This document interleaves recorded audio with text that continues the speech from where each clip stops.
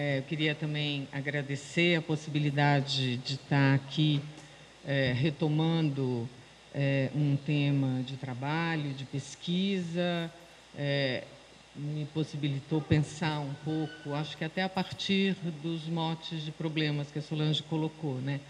A questão da formação dos alunos e a questão de como a pesquisa deve considerar o acervo como um dado não resolvido, mas como um problema de trabalho, né? E eu acho que a minha experiência com a Aguirre e junto do Aguirre com o arquivo, a série de obras públicas do Arquivo Municipal, Washington Luiz, foi efetivamente uma revelação, né? E um desafio com algumas coisas bastante interessantes e com outras que permanecem como desafios. Então, acho que de uma maneira menos ampla do que a fala da Solange, talvez a minha ideia foi um pouco mostrar essas relações, essas apropriações, esses resultados em torno dessa pesquisa. Na verdade, antes do trabalho no Aguirre sobre o bairro do Bexiga, em São Paulo, que foi a atividade feita no projeto temático, eu já tinha, através de um aluno que estava fazendo um mestrado sobre a Colônia da Glória no Cambuci, o Walter Pires, trabalhado e tido um primeiro contato com o acervo Aguirre, né?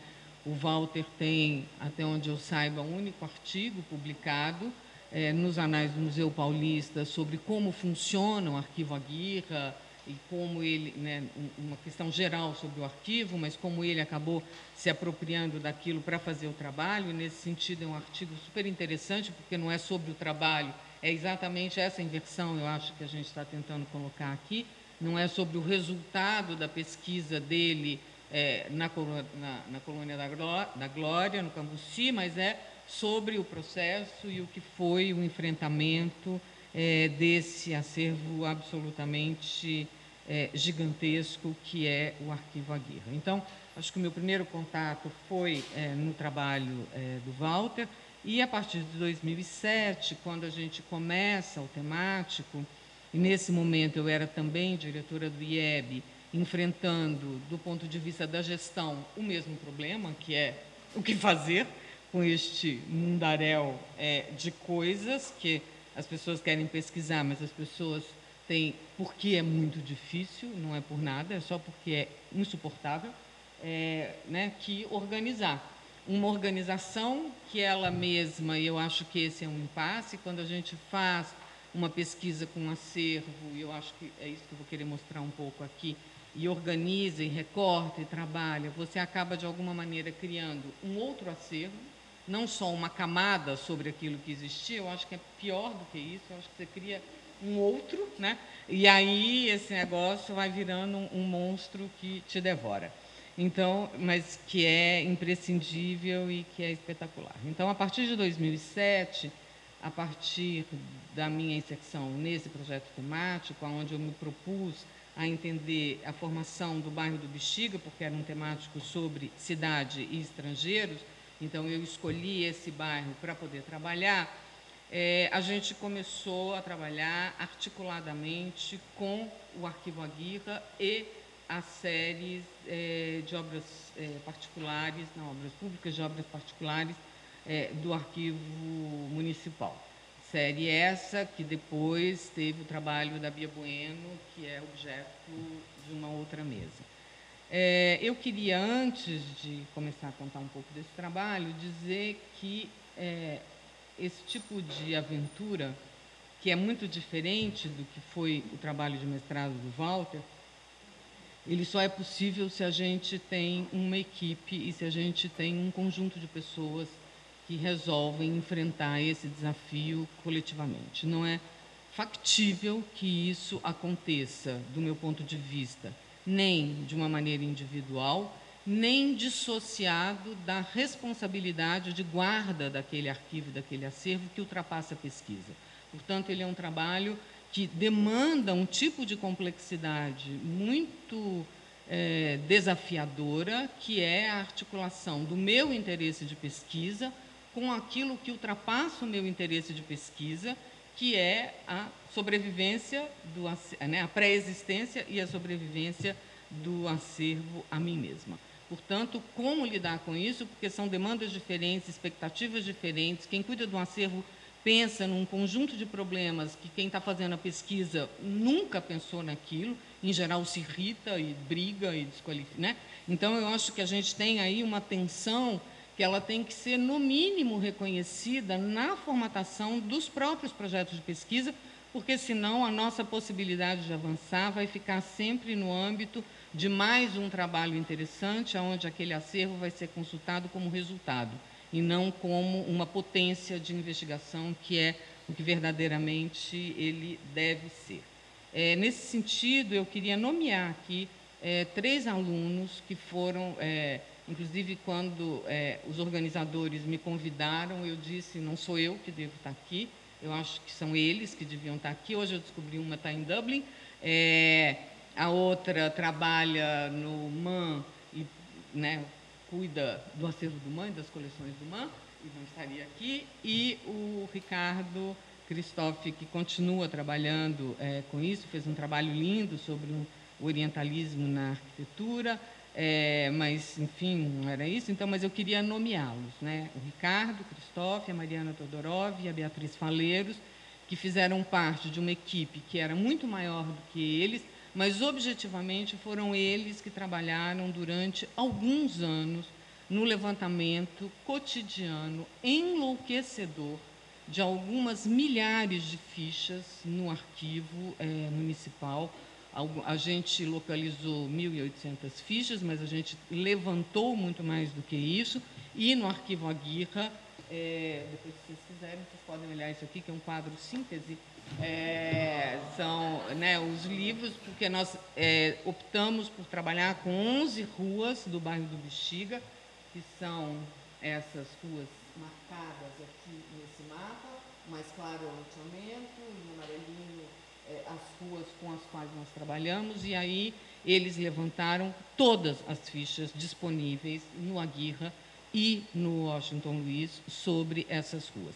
Porque depois de levantar essas fichas é que o problema começava, certo? Levantar as fichas era só a parte fácil do trabalho. Então, realmente, eu queria, em nome deles, agradecer à equipe de todos os alunos e conservadores e bibliotecários e arquivistas e colegas que viabilizaram a realização desse trabalho, que, enfim, tem em si, nesse trabalho, uma potência que é bastante impressionante.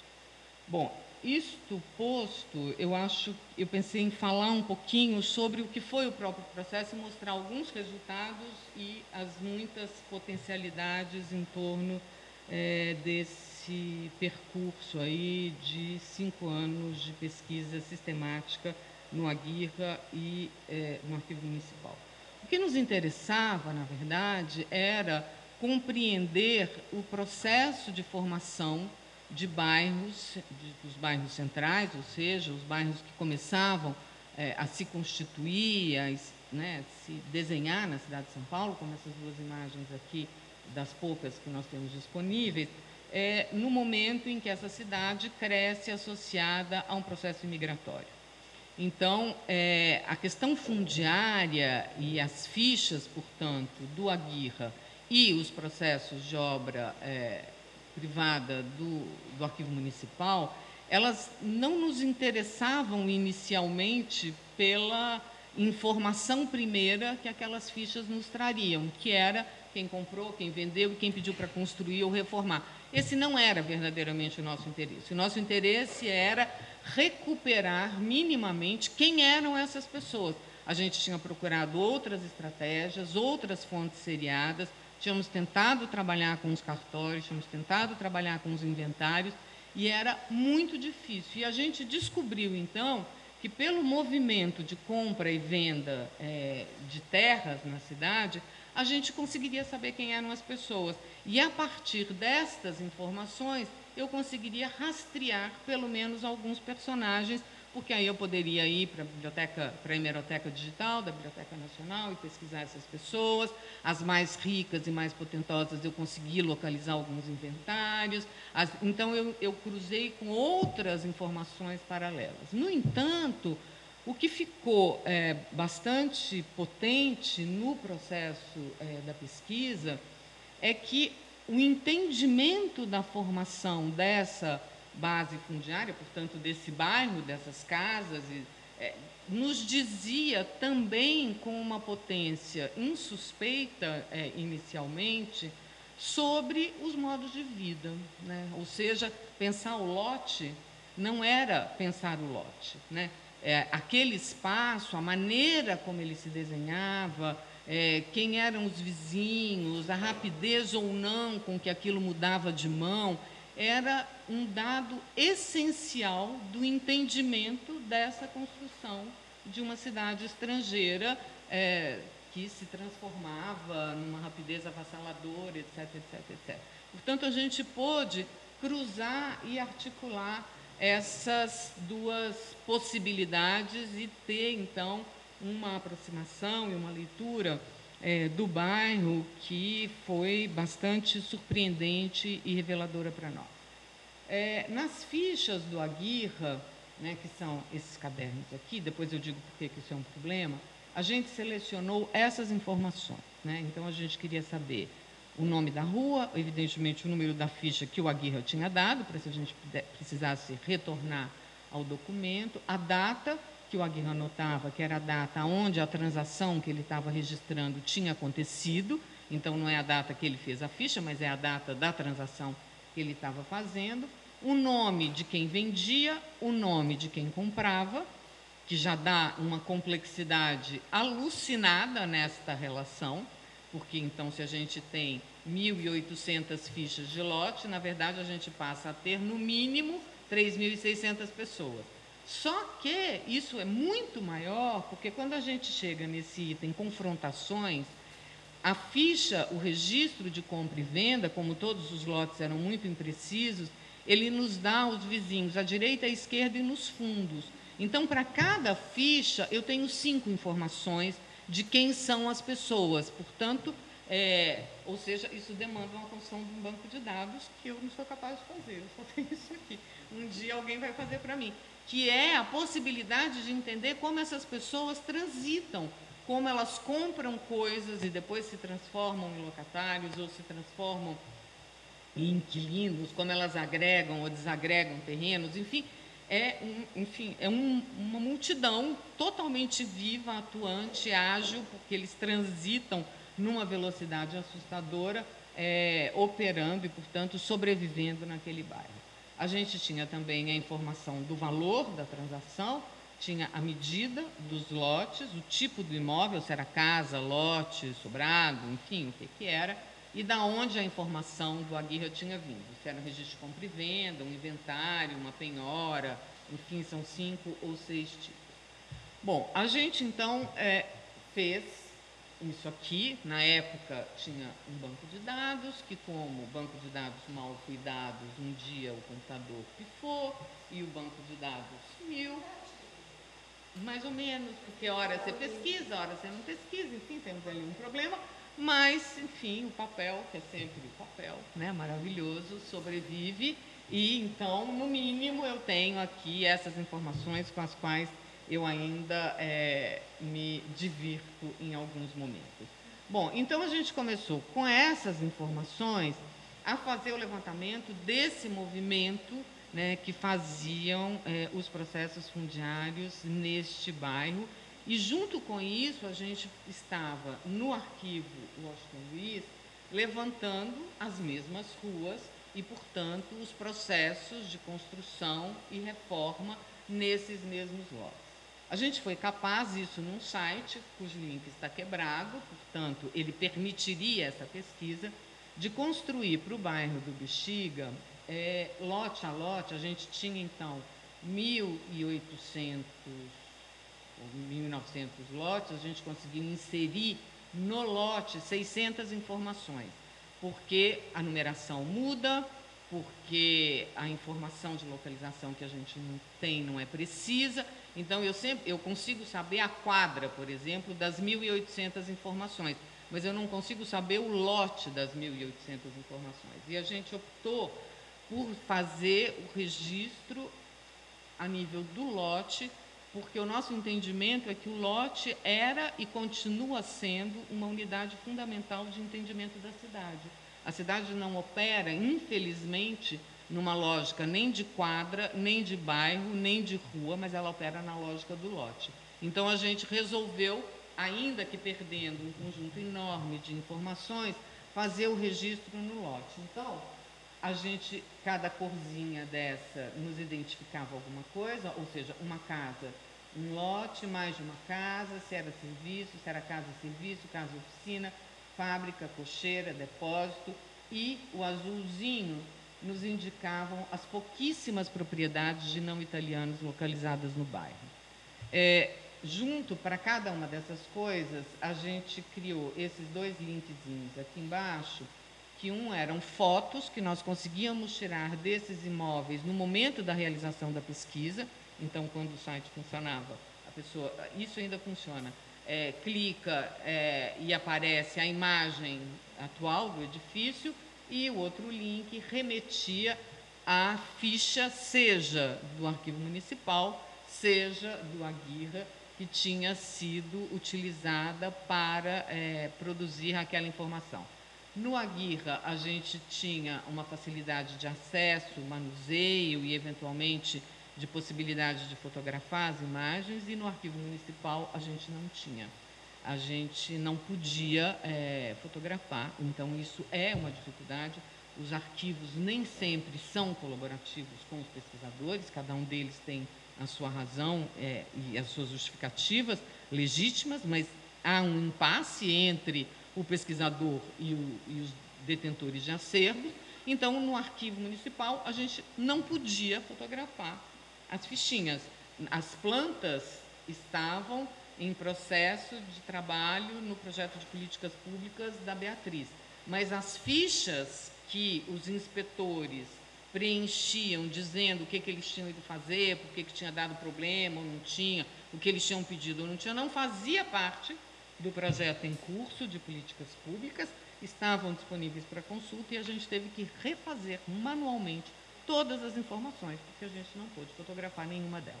Então, isso aqui, por exemplo, era o esforço que ou a Bia, ou a Mariana, ou a Flávia, ou os outros 15 meninos que trabalharam comigo tiveram que fazer, de redesenhar as informações, que bastava um clique, o que então ainda amplificou enormemente o tempo de pesquisa.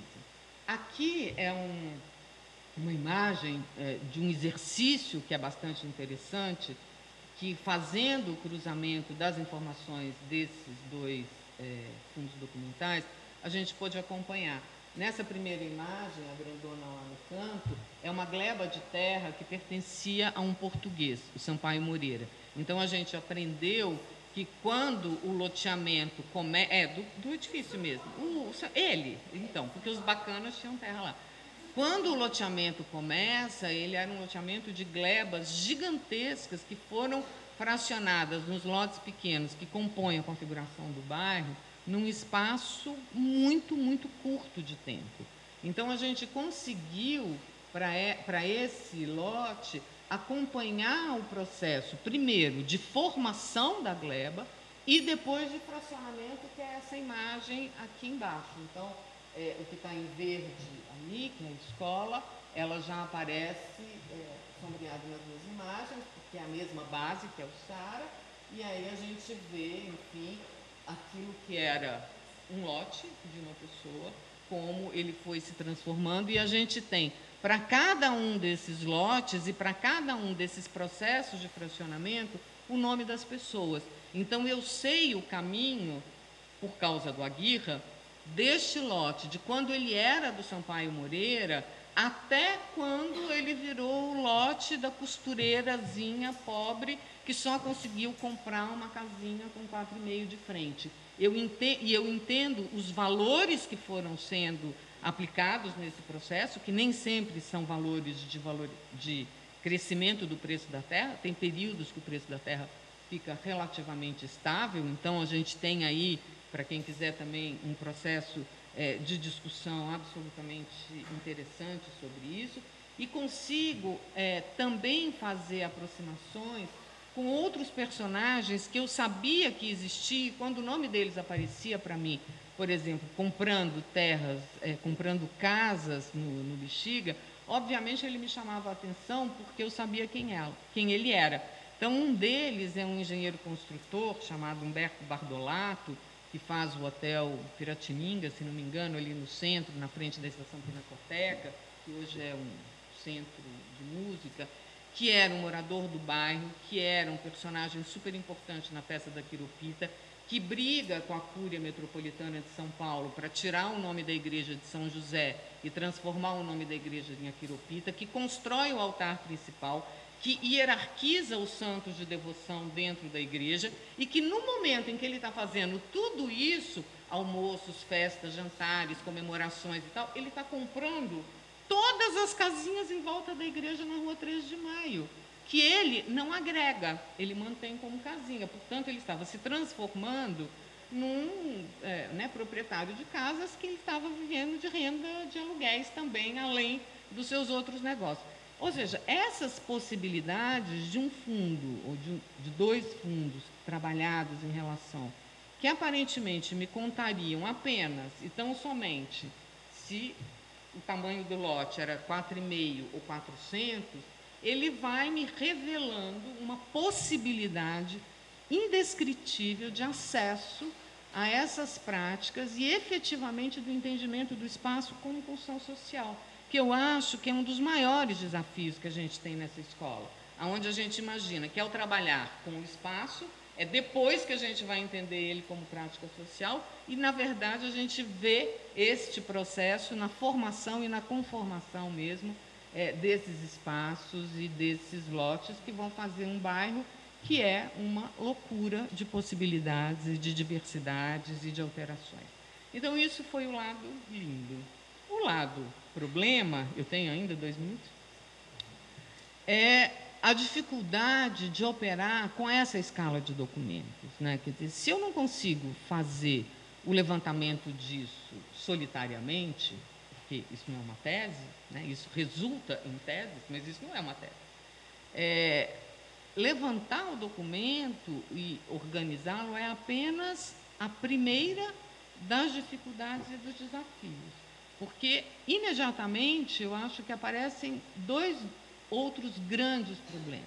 Um, que é como inserir este recorte da minha intenção, do meu projeto, num corpo documental que é maior que ele. Né? Quer dizer, eu fiz um recorte, eu peguei uma Aguirre, 11 ruas, escolhi um conjunto de informações, que não são as informações das fichas, essas aqui foram as minhas escolhas, em função do que eu queria, e o arquivo é infinitamente maior que isso. O que eu faço? Eu imponho o meu olhar para o arquivo como um todo, ou eu crio um sub-Aguirre, que é aquilo que eu desejei do Aguirre, e que, portanto, vai criar um problema, uma tensão, pelo menos, que tem que ser pensada antes tem que ser pensada antes ou durante, sei lá em que momento, do próprio trabalho de pesquisa, de como colocar essas 2 formas de aproximação e, portanto, que vai problematizar quais são os descritores mínimos, quais são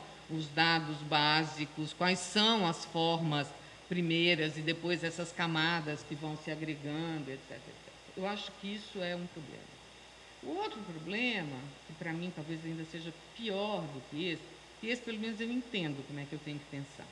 O outro eu nem entendo, que é a obrigatoriedade de que esse tipo de pesquisa, que me parece um tipo de pesquisa muito promissor para o entendimento da conformação das cidades, ele não prescinde, ele exige a construção de bases informatizadas menos amadoras do que a que nós somos capazes de fazer.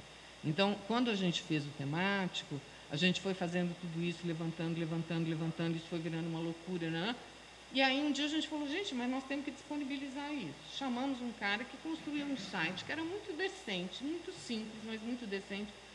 E eu e a Solange já tentamos, de 2012 até hoje, descobrir quem é que pode nos dar uma tal de uma chave de acesso, não sei o que é isso, ao banco de dados que está inteiro dentro de um servidor, mas corrompido no seu acesso, para a gente poder voltar a usar, sejam essas muitas fichas sobre o Bexiga, seja todos os mapas e imagens digitalizados do próprio Aguirre, do Museu Paulista, mais o Tertelli, não é? Mais a pesquisa no banco de dados, que não funciona, que é um problema muito similar ao do CIRCA, que foi o projeto de políticas públicas da Bia Bueno para o Arquivo Municipal, sei porque estava na banca dela de livre docência, e ela nos disse que ela tem que pagar, porque senão o banco de dados some. Portanto, como é que a gente faz isso? Quer dizer, que patamar mínimo é esse de profissionalização, de articulação com ETI, né, que chama esse negócio, com informática, sei lá como chama essa coisa, que a gente tem que ter, que tem que orientar e tem que pensar, portanto, esses processos de intervenção em linhas de continuidade que ultrapassam a realização das pesquisas que os originaram. Eu acho que esse é um desafio gigantesco.